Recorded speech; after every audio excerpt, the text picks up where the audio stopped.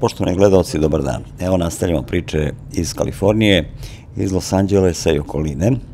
Ovo što sada vidite je put koji ide preko San Gabriel Mountains, planina San Gabriel, koje razdvajaju LA bazen, znači taj deo gde se nalazi ceo grad Los Angeles i cijela ta teritorija, i s druge strane se nalazi Mojave pustinja, Mojave desert. Tu ima dosta nekih manjih gradića, malo veći su Palmdale i Lancaster. Palmdale je bio interesantan grad dok je tu vojna fabrika Northrop koja gradi vojne avione imala kontrakte sa državom, pa je u tom momentu bilo jako puno tih inženjera i ljudi koji su radili u toj fabrici. Kasnije se to menjalo, pa kad izgubi kontrakt Northrop i dobije ga Boeing, onda to ide malo gore dole, pa se tu i bilo i padanja cena tih nekretnina. Sećam se, moj prijatelj je tu kupio kuću za 90.000, 2 godine pošto je ta kuća kada je sagrađena bila prodata za 150. Šta se desilo?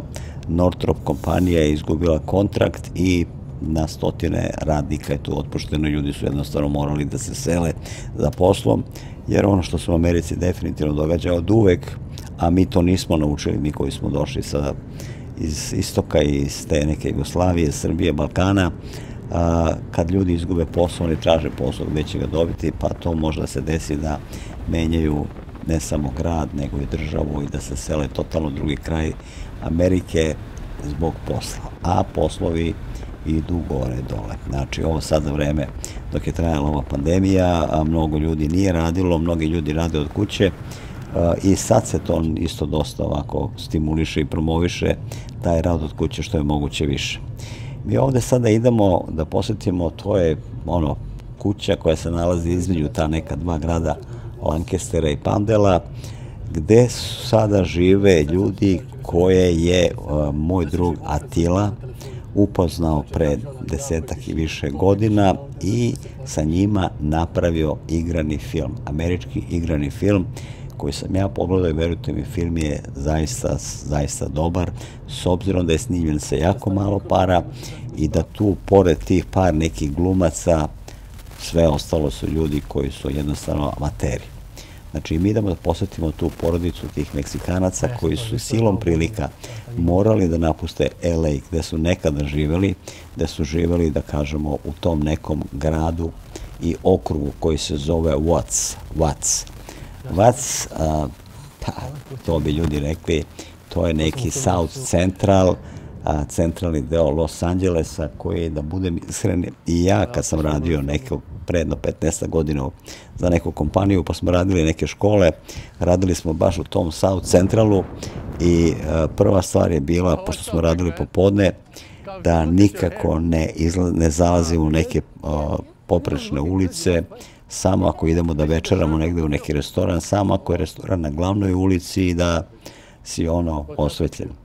Evo, mi smo sad došli ovde kod te porodice koja je izašla Attili u susret i dosta su mu pomogli da napravi njegov film. Ovaj dečko je glavni akter u tom filmu, dosta se radnja odvija oko njega i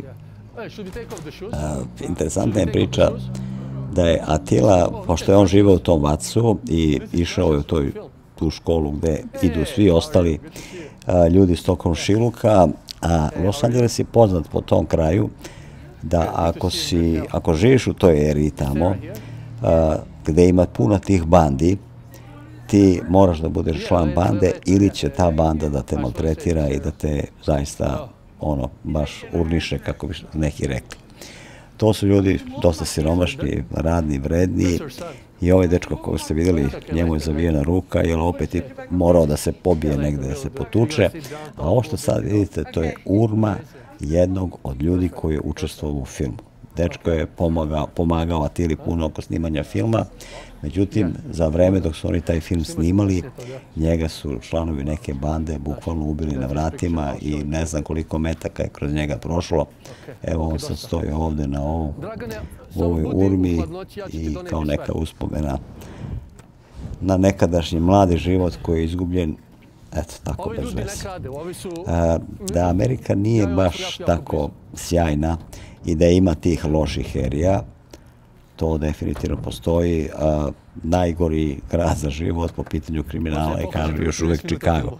Tamo je svaki dan ima jako puno ubistava, policija jako puno radi i dosta je okrutna, ne samo u Čikagu, nego svuda. Sve se češće na televiziji vidi kako je tu policija prilikom nekog hapšenja pucala i ubila.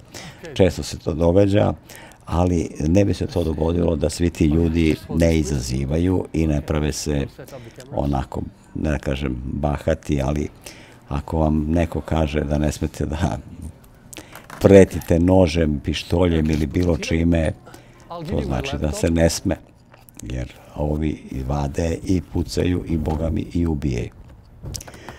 Evo, to je ta porodica koja je pomogla Attili. Vidite sami, to je ipak malo siromaštvo. Dosta su ovako popunjeni. Nije lako živjeti. Evo, ovo levo je majka, ta Sara, koja je jednostavno svoju porodicu htjela da spasi od svih tih bandi i kriminala, jer njenoj sestri rođenoj su ubili sina i ona sada želi da spasi sve njih, pa je prodala kuću u tom ocu i kupili su ovde u pustinji i sada žive svi zajedno. Žive zajedno i mirno i nadaju se, eto, da će svoju decu izvesti na neki normalan put, da neće biti prisiljeni da se priključe nekoj bandi da bi preživeli i da će završiti neku školu da bi mogli da rade neki normalan posao. Inače, što se tiče škole u Americi, bez nekog fakulteta, mastera ili tako dalje, teško da se može proći. Attila sad pokazuje jedan artikal iz ilustrovane politike, jer moj drug Srećko Stojković, koji prati Ameriku i ima sajt Srbije i svet, piše veoma često neke stvari ovde iz Los Angelesa, to mu ja malo pomažem, nalazim neke teme, nalazim neke ljude i mi to objavljamo veoma često u ilustrovane, tako da evo, pozivam sve naše ljude koji gledaju ovde iz Amerike, pa čak iz bilo drugog kraja sveta, ukoliko imaju neku svoju interesantnu životnu priču i hteli bi da nam daju intervju, da se slobodno jave meni, pa da se dogovorimo i da napravimo neku priču i neki članak za ilustrovanu politiku i za mnoge televizijske stanice gde se prikazuje moja emisija Američki san i Srećkova emisija Srbija i svet. Mi sad trenutno pokrivamo preko, ja mislim, 30-ak TV stanica u Srbiji, ilustrovanu politiku i još neke vesti i zaista smo prisutni, ne mogu da kažem, prisutni smo svuda, trudimo se da što je moguće više pokrijemo, znači tu našu dijasporu, da što više pokrijemo neke interesantne životne priče iz Amerike ja, a Srećko piše, pokriva ceo svet, ima znači saradnike i u Australiji, i u Švedskoj, i u Engleskoj, pa da vidimo šta će biti. So the purpose of this, like I want to make these videos, the series we're going to do right now, it's called Zero Makeup. I'm going to like, not interview, like a very comfortable talk show to see how we did this together. I'm going to do with each of the actors in the movie this, and this is only for YouTube purposes. So people can see this is a real deal, you know, that we actually shot with you guys in What's Neighborhood. Because somebody gives me a crap that like, oh, What's Neighborhood is nothing, it's a joke. It's not true. Go and live there. You know, these people never went there. So, you know, like living in Los Angeles, LA is like so colorful. And not only that, but like, you know, when I was driving through LA, I noticed such a big difference between West LA and East LA. And I really wanted to capture this difference and bring it up to the big screen. So what best way to do this than go to East LA? And luckily when I met Sarah and her family, they were like very nice to let me in. And I spent so much time with them in their house for months, I would say 4 months, right? Yes. 4 months. I stayed there and the experiences we gained, or the experiences like that we gained is like, were priceless. And I really wanted to create like this unique experience. So I went and I stayed with them and together we made Maze of Fate happen, you know? And these are real people. Your guy's native to the What's neighborhood. And the What's neighborhood is like, it's one of the most dangerous places in America. Yes, it is very dangerous. I mean, don't get us wrong. We're all human right there. But people don't take consideration Watts. Watts needs people too, like Beverly Hills, like all that. We need people here in Watts too to support us. You know, you guys hear us about Watts bad, Watts did this, Watts. No, we need people to like, you know, help us, not just put us down. Yeah, and not only to help you guys, but like also to paint like a real picture. I mean, Exactly. when people think about what's neighborhood, you know, like they think, oh, it's dangerous. They think the people are bad. They think the people are all criminals and thieves. But like when I went to what's neighborhood and when I spent time with Sarah and her family, I mean, they were like one of the most amazing people I met in LA. They're like so direct, so straightforward, you know, like no sugar coating. I mean, Chata is so beautiful on camera, you know, like we have like real conversations, like Daniel is like, we had some incidents with Daniel. Remember what happened? Yes. Tell me, Sarah, what happened when you called me? Well, there's a couple times that Daniel got in trouble in school, but he went with us to school, and then they told us that Daniel is very intelligent. I mean, is that Daniel makes his choices, and sometimes he makes bad choices, but obviously he's good. He's getting good grades and stuff, so he needs to stay out of trouble. So I was really surprised, you know, like one day Sarah just calls me and she was like, can you do me a favor? And I was like, sure, what? And she says like, can you go to the school and talk with the dean of the school? Because Daniel's about to get kicked out of the school, remember? Yeah. And you and we talked there, and I remember that. how did you feel when we were there, remember? I mean, to be honest with you, I mean, I felt like a support system, to be honest. Like, Yeah? Yeah, because, I mean, I don't really know, but like, it felt cool. Like, they let me back in because of what I was talking about. You know, I was really surprised because like filming with Daniel, we had like scripts, like 4 or 5 page long screenplays, Yeah. and both Angel and also Daniel, they remembered everything. So they had like they have really good memories. It's crazy, you know. I mean, so how do you explain that, Sarah? I mean, you must be a great mom. Oh, thank you. You know. Well, we got to put effort in, and they have to put 100%. I mean, that's how I'm raising them to be very respectful gentlemen, to don't never disrespect a female, and to always put their studies first. Yeah. So when did you guys move? You guys left the Watts neighborhood. Yes, You know? we left Watts because there's too much drama, and plus 2 years ago they murdered my nephew Alberto Guerrero, Yeah. 2 blocks down from our house. So Yeah. he's right here. We love you, Beto. Yeah. Alberto is. You wanna say a couple of words? You are. And this His is his mom. mom, my sister. Hello. What can I say about Alberto? There's a lot He to was He was a loving. he was a charismatic caring- kid. He was lovable. He'll give you a shirt off his back. He always put Daniel in place. That was Daniel's favorite cousin. But what else can I say? That Alberto makes sure that everybody's good. He'll help anybody at any time. And he's a very wonderful person. yeah, he just For it hurt, them just to murder him. it hurt me more when they came and told me they murdered my son. It really hurt me. Like I was in shock. I couldn't believe it. Yeah. And it hurt me more because they killed him on his Son's birthday. Yeah. It's okay. It's okay.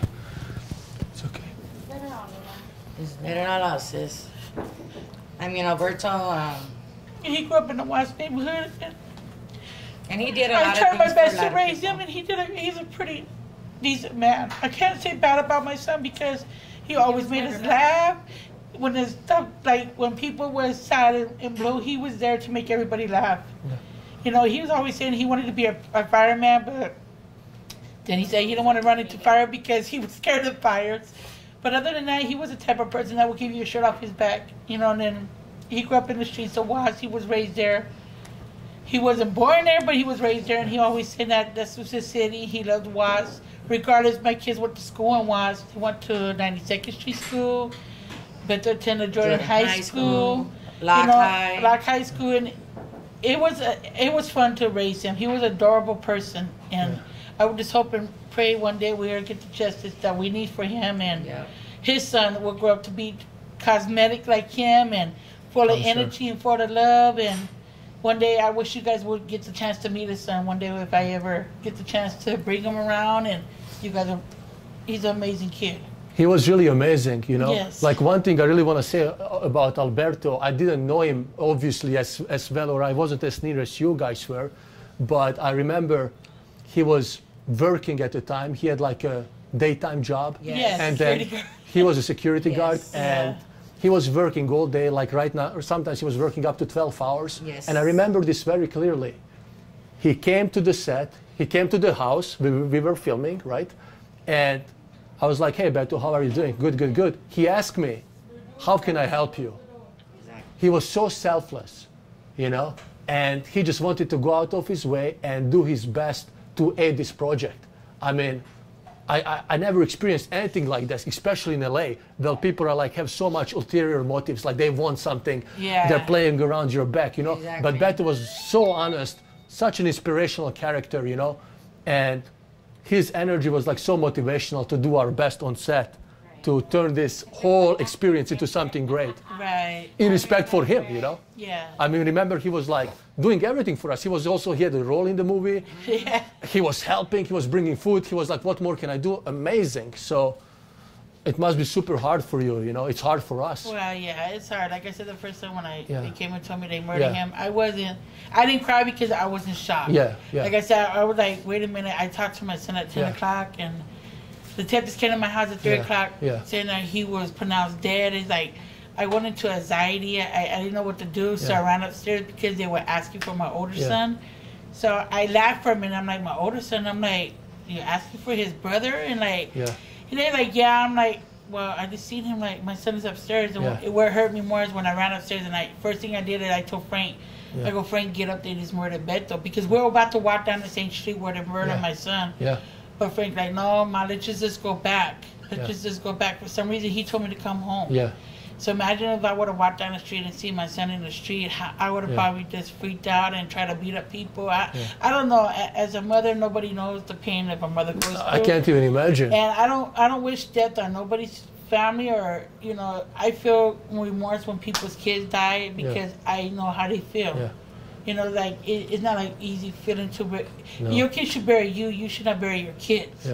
I can't even imagine how hard it is. It was for all of you guys. It was hard, and then going to the funeral, it's like, I held my tears in because I was a strong woman. Peace. I was at peace because one day we was at a hospital, and Alberto started crying to me. He told me he didn't want to live no more. He felt like he was a disgrace to the family. And I told him, no, you know, we all can fix it out. We're a family. Everybody will, you know, help you. But he felt like he wanted to go with his grandma. So that time when the detectives came and told me he passed away, I stopped and reminisced where he had told me he wanted to go with his grandma. So I came at peace to that. Like, I didn't cry as much as my family because I came at peace of what he told me he wanted to be with his grandma. Beautiful. Well, you know what? I just want to say thank you to Sarah, because she was kind enough to invite us to the funeral. And I still remember I appreciate you guys going. Of course. And I still remember it was on April 22nd. I can't forget that, you know.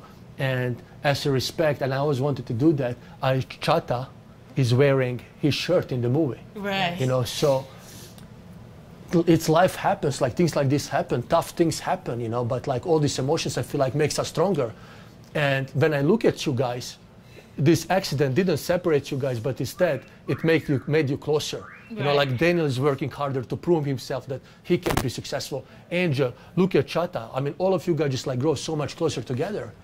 And I don't want to. We fight amongst each other. We still love each other. Yeah.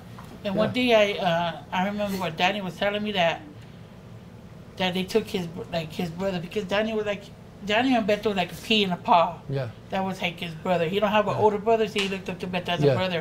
And he always told me, like, Beto wants me to finish school.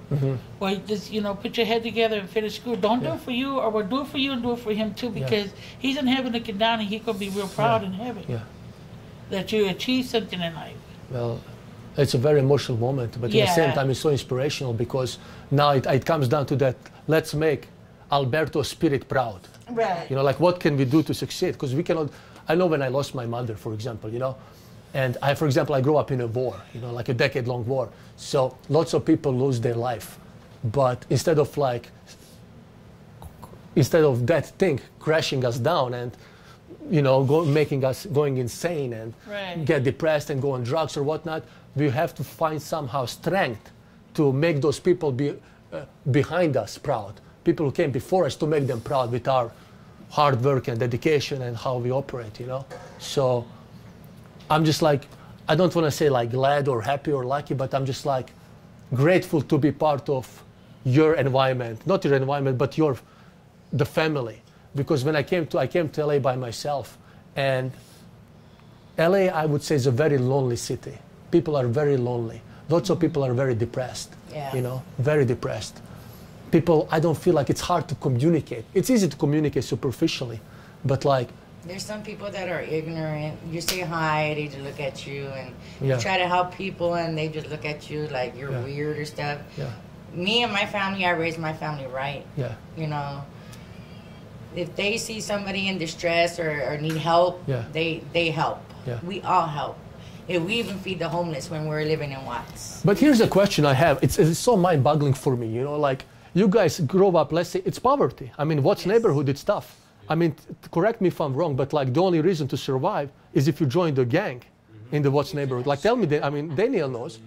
Yeah, that's true. How else you gonna solve those like negative influences? But like, so what is your secret, Sarah? Like, how did you, after all this like harsh life and all these crazy circumstances, how were you able to? How did you manage to keep your family together? Like all your kids are very normal and very smart. Thank you. Well, Not in a bad way. well, I got my strength and my wisdom and everything from my mother. Grandma Villain. Grandma Villain. Grandma Villain. Grandma Villain. I mean, she was the backbone to the family. And well, when she passed, I had to step up and do it. I mean, if any of my family members, and I hope you guys see this, Yeah. I love every last one of you guys, my brothers, my sister, my nieces and nephews. I love every last one of you guys, and you guys know I will break my back for you guys. Yeah. So I'm a person, I don't shed tears. What gives you the strength to be like that? Like, how come you're so strong? Living in Watts, you have to be strong. You got all these Not only punches. that, me and her and my brother, we grew up downtown Skid Row. Yeah, So we grew up. we grew up in a poverty more powerful than Watts. We grew up downtown Skid Row where we Yes. see Yeah. people getting Murdered, killed. we We see seen prostitutes. prostitutes. So we teach them the environment we came from. We don't want you to guys Yeah. to grow up to be Exactly. in that. Like, see, they have things that other people in Don't- downtown they wish they don't had. have. A kid could be like Daniel's age. I seen one time when I was working downtown in a flower shop, come and ask me for $5. I didn't hesitate because it reminds me of my nephew. Like, Yeah. I grew up in an environment like Living in that. living when we were little, we were just living in Skid Row. We seen a lot of things. Yeah. We seen prostitutes get murdered. We seen homeless people get murdered. Let me see That's the where show me the video. Let me see the video. Yeah, that's, So this was the house that we filmed. yeah, this is the Show house us we the built. house. And this is what they did to Alberto, my son, and my Ajde, daughter's dođi bliže. friend. Let's see this. Ex-friend. Well, ex-friend. So some people, you know, when I showed the movie to some people, and the movie's not finished, almost finished. But they always tell me, some people say, well, it's BS, it's not true. Like, East LA is a joke. What is not a joke? What is a safe place? I think This it's is more when safer they- to when live they in East beat up LA when than the- you do when in the Watts. Watts, yeah. Because Surrounded in my Let me house. East just- LA, it's like they have gangs, but in Watts, that's where action happens. Yes. Because no cops going to come. It was 15 cops that came Not to our even house police one gonna time. come to us. Right, That's you know, correct. not 15 cops. At just this gonna time come. right now, my house was surrounded by police, and they smashed my son. They smashed Alberto in the ground, in the face, and they hit my sister. Let me see. Let me-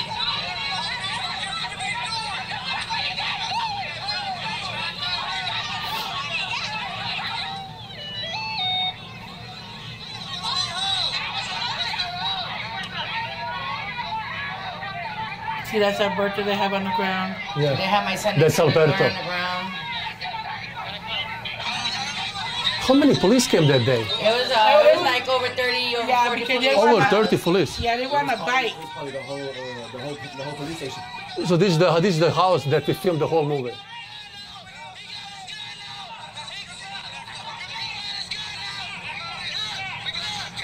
And they had like guns and everything, Yeah. huh? They were ready to shoot.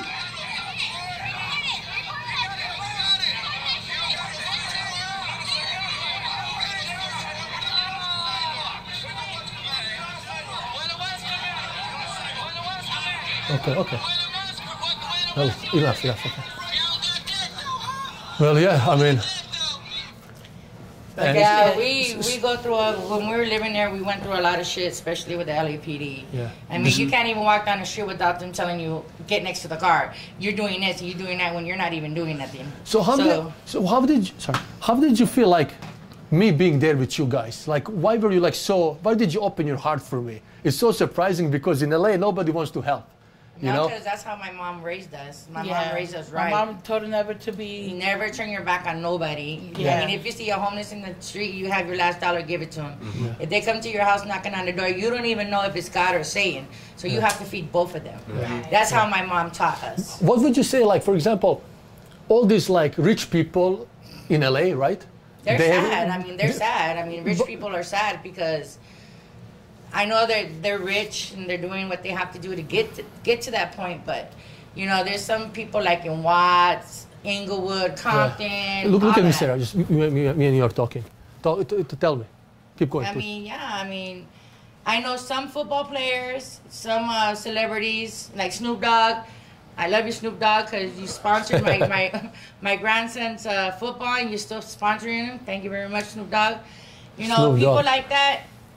I mean, I give my hat to them, you know. Like Nipsey Hussle. Nipsey Hussle. He was a true gang member. Yeah. True gang member. And he gave helped back a to lot his of community. people. Like other people that raps and stuff, they should give back like Nipsey Hussle Yeah. did. Like he truly was a true man, and a lot of people respect him. I respect him because he came from where he came from to make something of himself. And then Nipsey Hussle stayed there. Nipsey Hussle didn't get up and go move to a mansion. Nipsey Hussle stayed there. Right. To help his community. To his community. Dragane, vidiš mene, pokrivaš me ili ne pokrivaš? Nipsey Hussle stayed there and helped his community. That's what I have a lot of respect for Snoop And Dogg and Nipsey Hussle. the day he passed away, there was a lot of respect for Yep. Nipsey Hussle because not just because he liked his race, he loved everybody that He was loved around everybody, his race. yep. His race, every different race loved Nipsey Hussle, Yeah. from the Latinos, the whites, the blacks. Everybody, he opened his heart to not just the minority. How did you guys feel like when you see like a movie? Like I remember when I met Daniel, he said one of his favorite movie was End of Watch. So like when you see like some movies, like some other Hollywood movies that they film in studios, but then they pretend to paint the picture of your experiences in your neighborhood. See, that's wrong. They need to go like you guys did. Those are false accusations. Yeah, those You know, are Tell me about that. Yeah, See, why? When they did that movie was in East LA. Uh-huh. But I think the movies that you did was more from Watts because it showed the experience of the family, how we lived in Watts, the real experience of Watts. See, the celebrities and the producers, let me tell you something about the producers. The producers don't go like you did, go and with Mike Flores and them.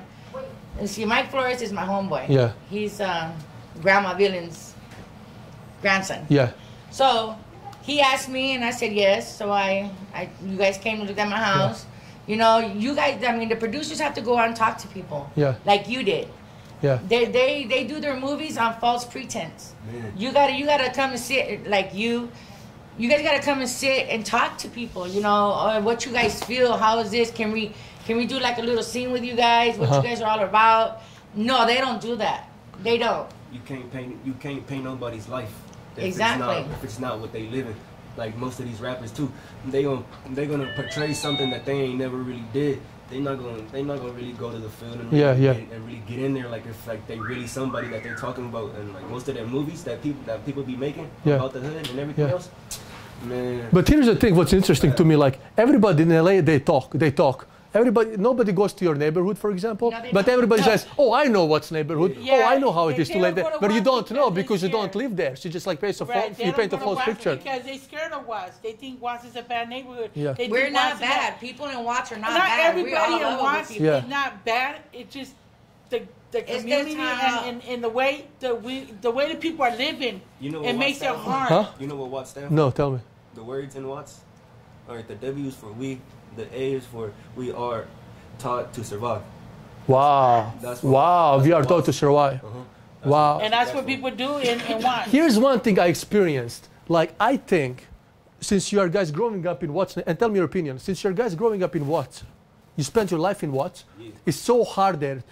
You guys develop this instinct to survive. Yes. You know how to survive based on your emotions. You know how to read people because you are constantly exposed to danger. So, if somebody comes to you, like for example, I came to you, and I tell you, oh, I want to make a movie, I want to do this, da, da, da, da, da, you can smell if I'm bullshitting or I'm not. Yes. You can smell easy. Yes. So you have a very I good... have this instinct. Tell me about, yeah. That's what's interesting to me. I have this instinct. If I trust you, I'll trust you. If I don't trust you, I'll let you know. You know, nah, I'm cool with you.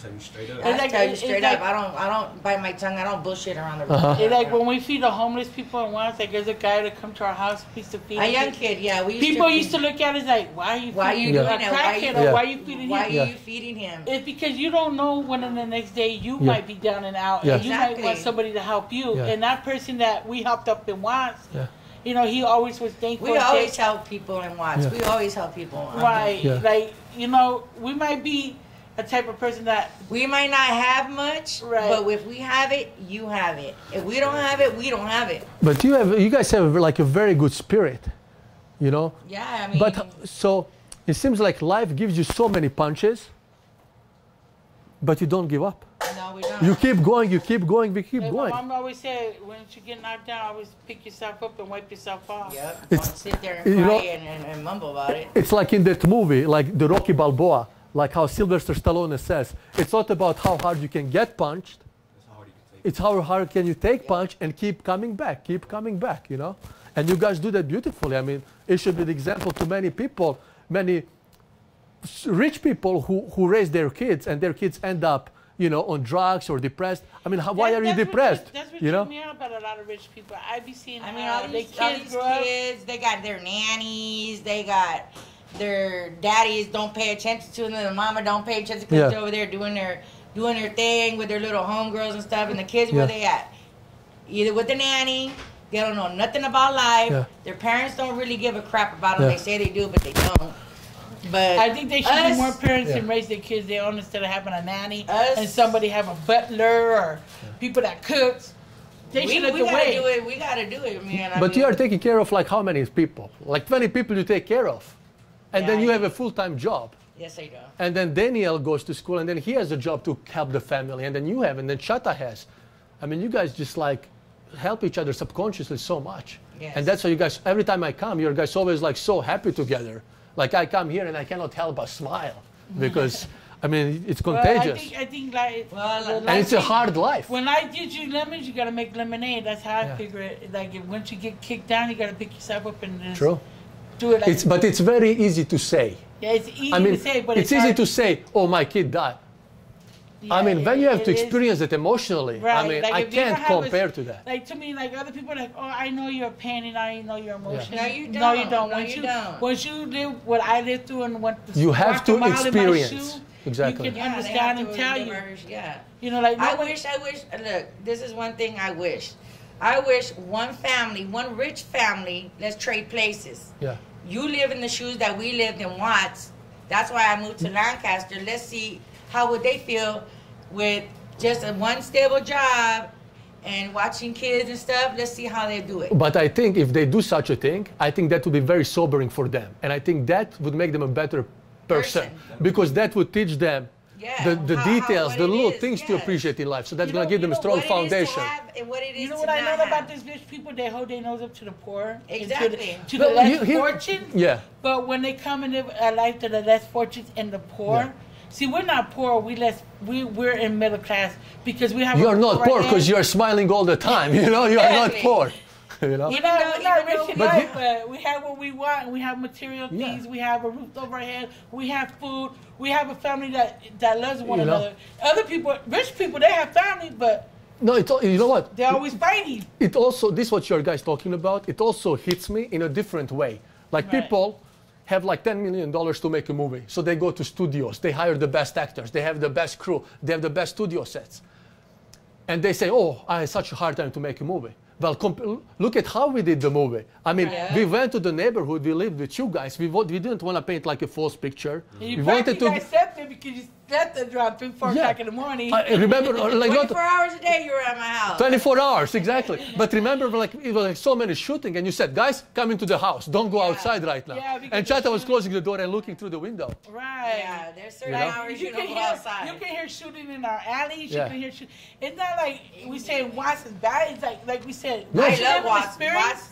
I'll never forget Watts, Man, even though I'm here in Lancaster. I love Watts. Tell me. If like real shit, if most people like if they think that people from Watts is heartless and like careful, yeah, there's some motherfuckers that don't care, and that's just what it is. You feel me? Because everybody else, you can't sit there and be happy knowing that your friend just got killed not so long ago.